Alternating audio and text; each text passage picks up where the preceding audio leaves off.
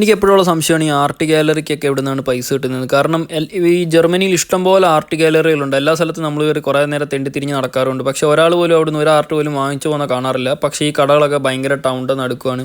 ഈ വാടകയൊക്കെ കൊടുത്ത് എങ്ങനെ ഇത് പോകുന്നതാണ് എൻ്റെ ഒരു സംശയം. എൻ്റെ നിഗമനം എന്താണെന്ന് വെച്ചാൽ, ഒന്നില്ലെങ്കിൽ ഏതോ റിച്ച് ആൾ പൈസയൊക്കെ ഉള്ളതുകൊണ്ട് ബോറടിച്ചപ്പോൾ വെറുതെ ഒരു ഷോപ്പ് ഇട്ടിരിക്കുന്നത്, അതാണ് ഞാൻ ആലോചിക്കുന്നത്.